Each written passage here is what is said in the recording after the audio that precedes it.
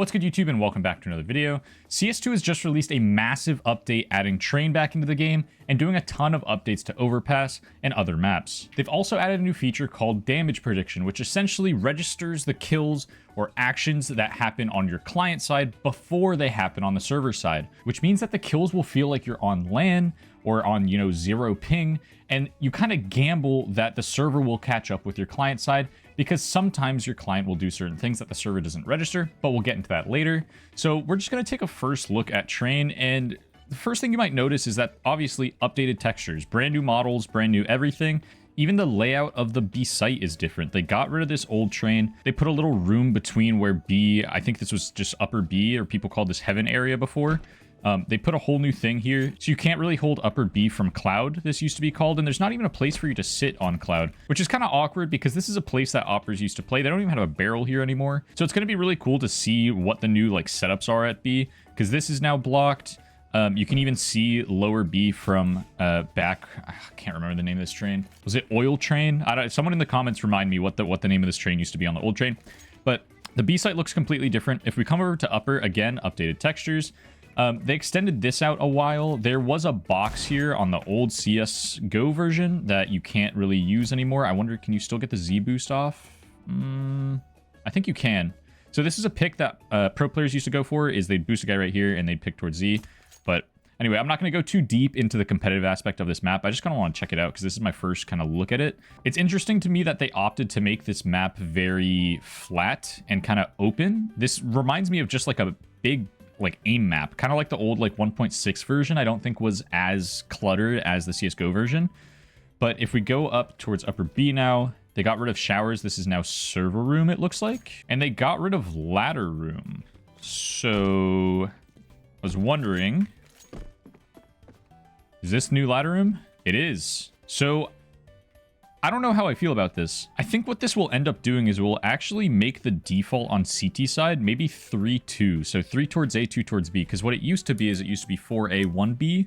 And the 1B player would just delay upper B until his teammates, got A control or figured out what's going on. And then they would rotate a guy over and play 2-3. But I think you might start in 2-3 now, because you can just hold this window or hold these lower stairs here, and they can't be ladder, which completely alleviates the pressure from your A players to have to hold this side of the map. So they really only have to have 2 people hold maybe Ivy, and then 1 guy spot T-Con, probably the Opper. And I think this might be the more standard default now. The only thing I'm just now realizing is this train is blocking Z.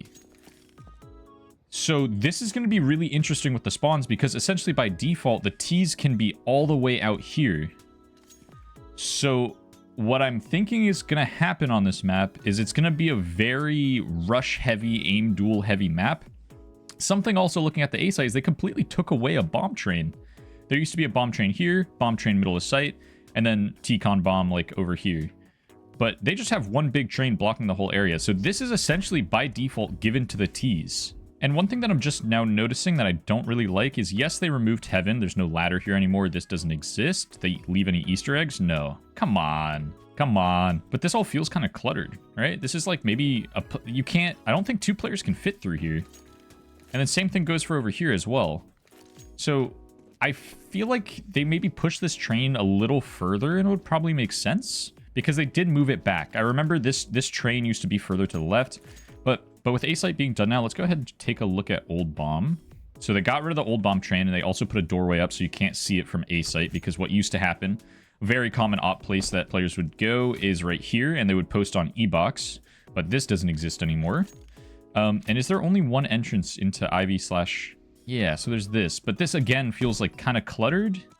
And also with the spawns for the T's, if you go for this peak, the T's can already be out, because how you're going to have to scale to over here is you're either going to have to go around to the right, or you're going to have to go around to the left, come around, and post up. But the T's are already going to be able to be out. So the way this map is going to play out is going to be really interesting. I kind of want to see how pro teams will play it. I will eventually make a how to play at a high level video on this map after there's a few pro matches that go on, or after I play a few pugs on it and just kind of figure out how the map works. But this is really interesting. And then also you can only get up on top of this bomb train from this side. So we're not going to see anyone play up on this bomb train. It's not even as covered as it used to be, because there used to be a train here blocking E-box, and there used to be a train here blocking T-Con, so you could kind of get some cover while you're playing up top. But I don't think we're really going to see anyone pretty much ever play on top of these trains unless the CTs figure out a way to get T-Con blocked off before the Ts are out, which is not possible. So I don't think anyone is going to be playing on top of trains at all anymore. Now, if we keep going towards Ivy, there's still this little gap that you can sit in.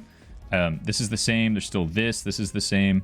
Actually, the way that they change this is kind of interesting. So what it used to be is it used to be an E-box that would stick out that the Ts would sit behind. Now it's a little just like gap that you can sit in, which I guess it kind of opens it up, and it does pretty much the same thing as the E-box did. So makes sense.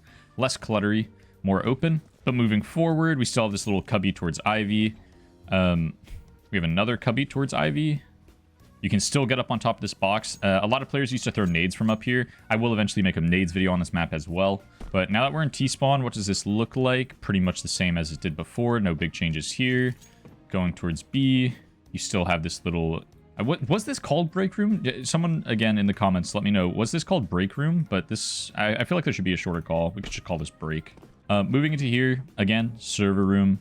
This is how you get to ladder room, or old ladder.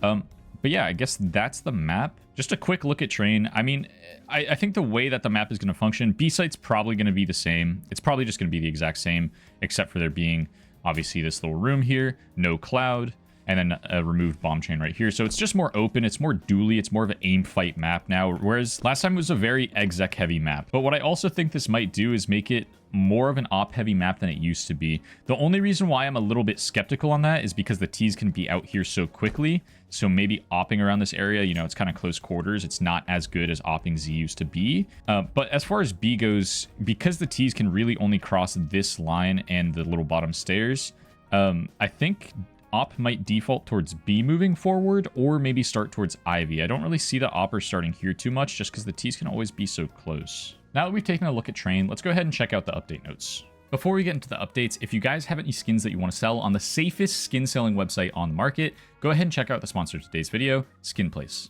The sponsor for today's video is SkinPlace. You have skins, right? Well, you can safely convert those skins into cash in just seconds on SkinPlace. Just log into Steam, select the skins you want to sell, choose from their wide variety of payment methods like Ethereum, Bitcoin, Tether, and more, and once you put in your wallet address, that's it. It's super easy and only takes a single minute to completely set up your account. I traded 3 skins to SkinPlace, and within just a couple seconds I saw that money pop up in my crypto wallet. Use the link down below and get to selling. But don't forget to use code POLOCS for a 3% bonus on your first sale. Now let's get back to the video. So in the CS2 update notes, they added damage prediction settings, and I'll just read it off. Damage prediction allows clients to immediately play the audio/visual effects of inflicting damage without waiting for the confirmation from the server. Damage predictions can make shooting feel significantly more responsive, but comes at the risk of occasionally being wrong due to aim punch tagging or a death that your client isn't yet aware of. So what this means is what it will do now is before it waits for the server to tell your computer that you got the kill, it will essentially use your computer and prefer your computer's, take on the game before it's been sent to the server, and essentially play everything that's going on your client side as the server. It makes the kills feel like you're on LAN. Occasionally it's wrong. There's been cases of this I've seen on Twitter where someone gets a kill and the other player's body ragdolls, but then the server updates and then the model doesn't ragdoll and they die to the person that they just visibly killed. But I've played on this a bit, and you don't really want to use this if you're more than like 30, 35 ping. I usually average 40 ping, and I still use it just because the times when it is right feels so crisp, it feels like you are on LAN. If they can tweak this and make it so that the client side is more accurate with the server side, I don't know how they do that. I don't know if they can do that, but this is what I feel Subtick kind of needed, is like a quicker, better feeling version of the game. And I don't really like the idea of Subtick. I would have rather they just did 128 tick, or if they do Subtick, do 128 Subtick, which they had at the beginning of CSGO. They had Faceit servers like that. They just took them out of the game because they didn't want there to be different servers for different players. They wanted everyone to be on the same playing field, which is kind of annoying to me because they had a better version of the game they just took out for fun. So I don't know really how to feel about that, but I'm happy that they're doing updates like this that are attempting to make the game feel smoother, more responsive, because that's been one of the main complaints so far since CS2's release. Updated the third-person animation that plays when the player is blinded by a flashbang. The animation now accurately represents the player's visibility level, and the pose will only show the player's arm covering their eyes when they are completely blind. Thank you. The amount of times that I've died to someone who is full dab and just kills me, and I can tell that they can see me because I'm watching them full dab turn and kill me, is like insane. So this is a really, really good update. I think this was needed for a long time, so good job, Valve. Added ambient occlusion for first-person legs to better ground them in the environment. Cool. Performance optimization for Molotov's incendiary effects. Awesome. The amount of times I've gotten low frames or dropped to like sub 100 frames, even though I average 400, because of a molly around a smoke or those kind of things is insane. So this is really good. Added access label to the grenade lineup retickle tick marks. Not sure what that means. The grenade preview camera now shows the result of a jump throw while the jump button is held. I'm assuming this is like if you're holding jump or like space, it'll show you what the jump throw looks like, but the jump button is held. Okay, yeah. So if you're holding space, it'll just show you what the jump throw would look like of that nade. That's cool. Added a map guide for train, which demonstrates 4 simple terrorist grenade lineups. To load a map guide, go to play, practice, toggle, load map lineup. So I'm actually going to do this after I read through the patch notes, and I'll show you guys what this means. So basically for the map guide, if you just come over to play, you select practice, competitive, and then select train, load map guide. It'll load you into the map, and it will load you a guide with just some nades that, you know, you can throw. So this is kind of a way of raising the skill floor of players so that when you load into games, you know, you won't have a ton of players who don't know what's going on. You come over here, come to the corner, it'll tell you where to aim, and then it will say jump throw. And then sure enough, it shows you the ivy smoke. And also something I didn't mention before is I think this is probably where oppers are going to default. Not necessarily Z. I said Z would be bad because it is, but I also completely overlooked this angle that is really, really good on T-Con. So this is probably where we'll see oppers defaulting. TSTV now allows setting TV delay and TV delay 1 to a value smaller than 6 seconds. Okay, cool. So this is just a faster updated version of if you're watching a game live and you're watching it in the demo viewer, this just means that you get the game a lot faster than you would have previously. Charm template number is now available in charm descriptions. Cool, don't care. Added train, community maps, remove Thera, Mills, Assembly, and Memento from all game modes. No, I actually really like playing Assembly in gun game, so this is kind of unfortunate, but it's not a big deal. Fix some lighting errors in Ancient, collisions, bad wallbang spots, stuck spots, good. Just normal map updates, normal map update, normal map update, and then Overpass. So this update looks like they're trying to get Overpass back into the map pool. I'm not a big fan because I hate that map, but I know a lot of people like the map. So, and just from the community response since they removed it, there's a few maps in the map pool that they could definitely remove, and Overpass would probably be better than. For instance, Inferno and Vertigo. Inferno is probably the second least played map. Actually, not probably. It is the second least played map. And then also Vertigo is absolutely the least played map. I'm pretty sure in the RMR qualifier, there was a total of 0 Vertigo maps played in, I don't know if it was the NA or the EU qualifier, but everyone hates Vertigo. Thank God they're trying to shepherd that map out. And for shoots, they improved performance in some areas. Cool. So big update, massive update. Added train in. They're trying to get Overpass back. The damage prediction is really, really sick because there are a lot of people that were saying that this game feels so sick on low ping.